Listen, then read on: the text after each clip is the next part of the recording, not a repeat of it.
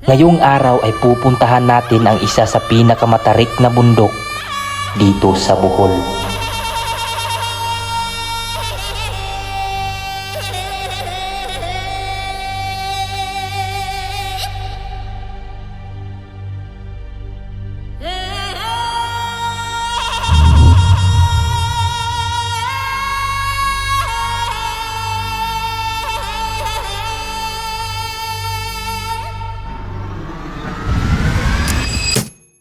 This is Mount Sagungan, or in the local term, they call this one as Buko-Buko sa Anay.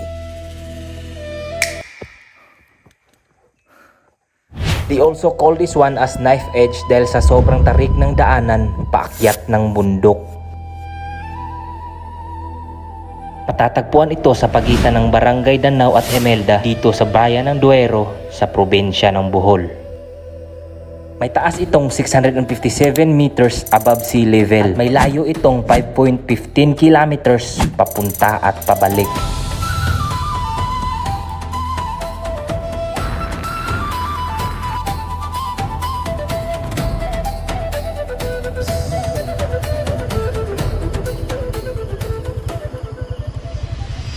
So pagkadating namin sa Barangay Health Center ay tinawag kami para mag-login ng aming pangalan at pumirma ng waiver. Kamera.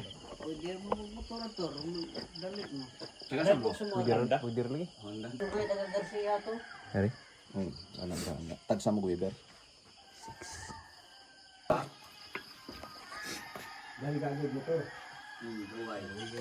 Guys, motor may padong sa kuan.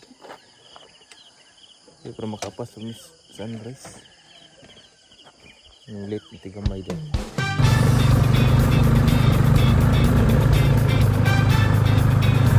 Madungan din ito.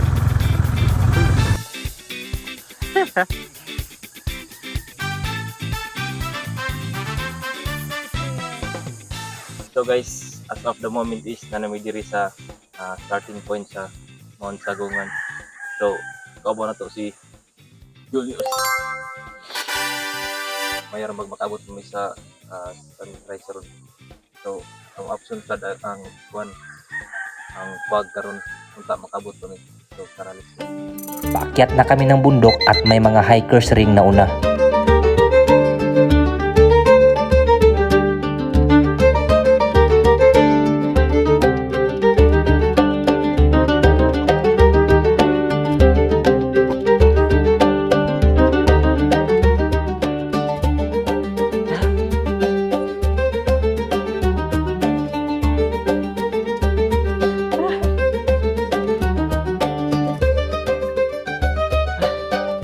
Nasa mababang parte pa kami ng bundok ay nakikita na namin ang kagandahan ng nasa baba.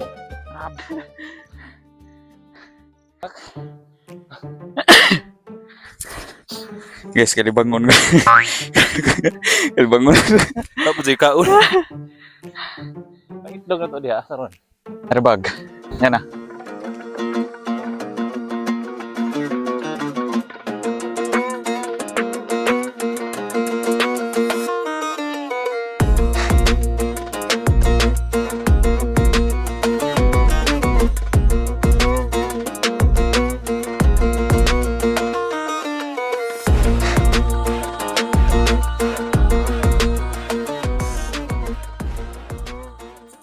Sulit guys.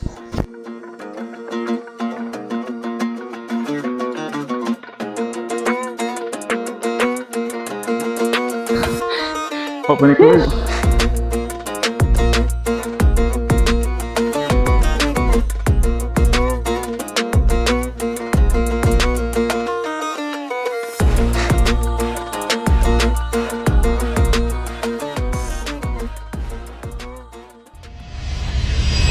Dito sa peak na ito ay huminto kami saglit at sinulit na namin ang pagtaas ng araw. Unti-unti na naming nasaksihan ang kagandahan ng bundok at papunta pa lang tayo sa exciting na part ng ating pag-hike. Patuloy na kami sa aming paglalakbay habang nag-uusap kami kung saan kami banda magkakape. Ang problema lang ay nakalimutan naming dalhin ang pangsindi ng aming butane gas. Dito rin dito makakape ito squad, naipayag part. Itong starting. Oh. Ay karang, puro. Ay mahay mo. So ayun na nga guys, wala rin naman kaming choice kundi magpatuloy na lang sa aming paglalakbay. Sa patuloy namin sa paglalakbay at pagkapatong namin sa peak na ito ay hindi namin akalain na ito na pala ang pinaka-thrill at pinaka-highlight ng bundok.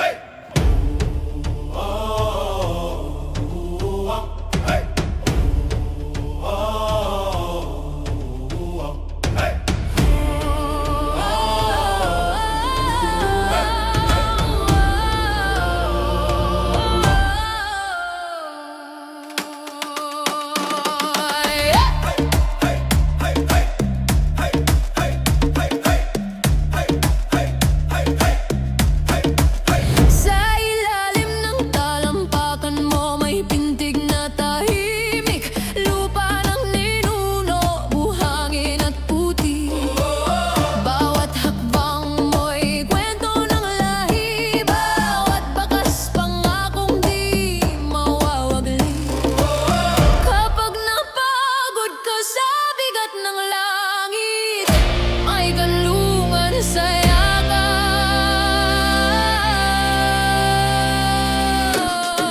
daigdig. Lupa, yakap mo ako, sa bawat pagdapa ika'y sandalan ko. Kung saan ako natisod, doon ako tutubo.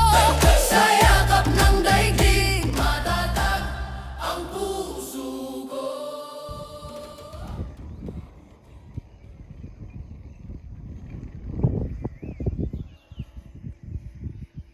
Patay guys. Ada kayo pag kita drone. Takot eh. Patay guys ya.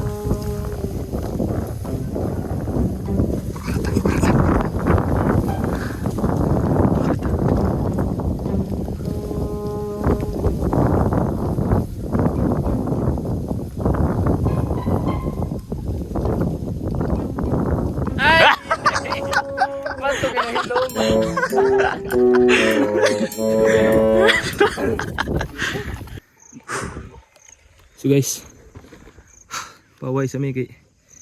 Magkaon sa punwi gamay kay. O sa pamahaw. Paglabuhan mi diri. Egg. Itlog. Shout out ko sa mama day ko mananghid nga nag-post ito. Ika panas pugaran. Yun na ma. Listaras tayo sa kan. Listaras. Lagbok. Julius. May pananghid. So guys, magkaon sa mi. Huminto kami saglit at kumain at para na rin may lakas kami sa aming patuloy na paglalakbay.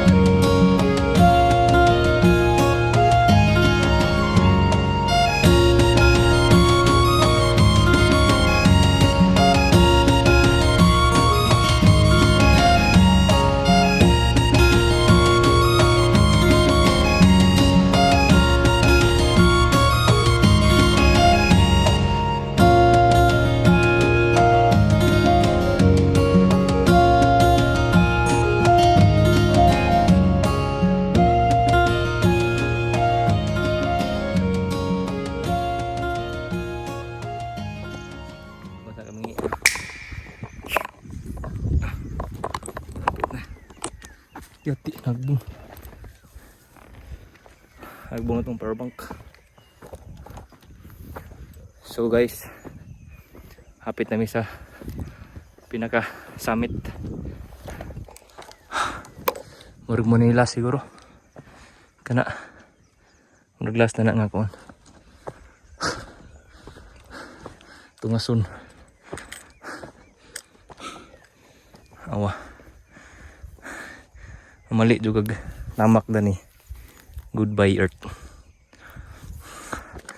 Grabe ka titip. Think twice.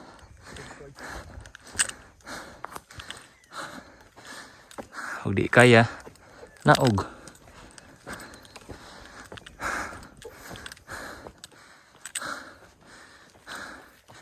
Huwag ka po yun. Bahuay. Narna.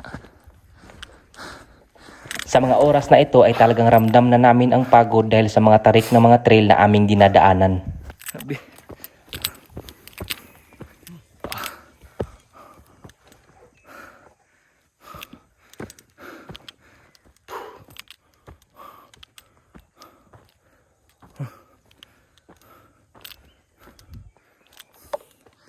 Hat. Hapit na jud. Sumay. Na paligid na to. Babaw. Itong takamaso. Usag na. Mana ba? So, kita diri ang dumi ng fishing. Agna na na. Makuha na.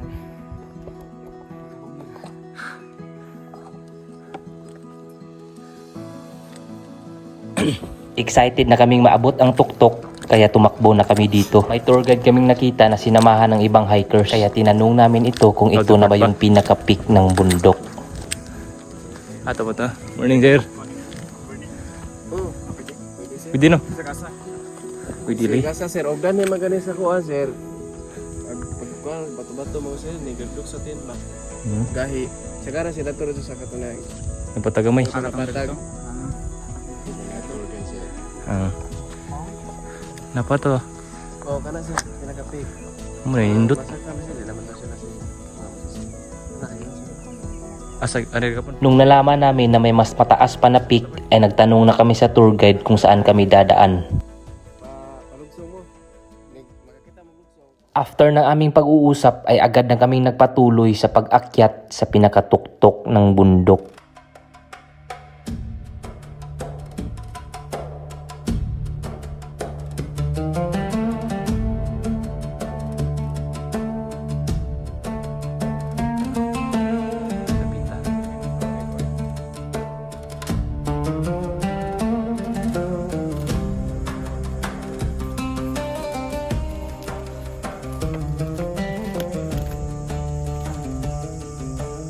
Sa mga oras na ito ay naging intense na ang aming pag-akyat dahil hindi na biro ang daanan paakyat. Bukod sa matarik ay madulas pa ang lupa na aming inaapakan. Silbing mga kahoy na lang talaga ang aming inaasahan para safety kaming makaakyat sa pinakatuktok ng bundok.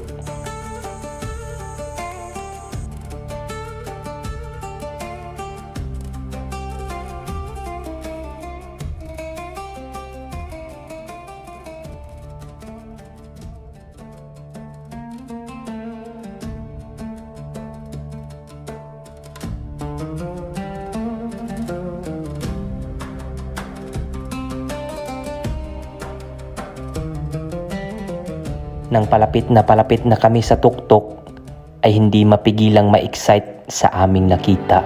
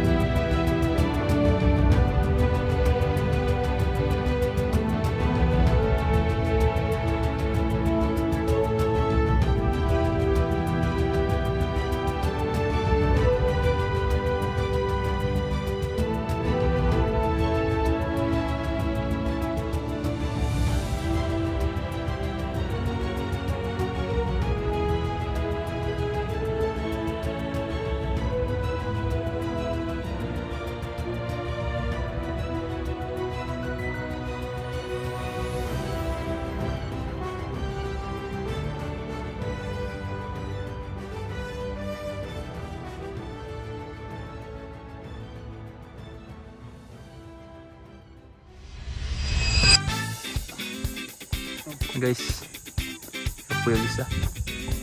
Mountain tour ta ni. Mountain tour. Kung na house tour na po mountain tour. Sila bench, second bench, tulo. Apat na bench. Pwede mong charge. Hello guys. Ang experience dahil diri sa kuan pupukusan na kay sulit kayo guys. Kanang tungason ba? Kapoy muari mo. Nauna dun na kuan kondisyon ng lawas. Ya reto diri sa kuan pupukusan na 9 out of 10. Sheesh. Ngari na mo. Arang magmahay. So, guys, best experience ng pagdong diri sa Mount Sagungan, or they call this one as buko-buko sa anay. Indot kayong experience. Challenging siya kayo kay ag-agyanan ba kay kanang kuan to kayo kanang titip kayo. Pero worth it gapon og nanakas tumoy. Worth it atong dapita sa ubos, pero mas worth it yun diri sa kuan. Mas pinaka-overview diba? Makita gyud mo tanang kuan view sa ubos. So grabe ang experience. So ang rate nako diri is 9.5. Sa mga wala pa kadong diri, dayon na ninyo kay no pagduha. So mo to.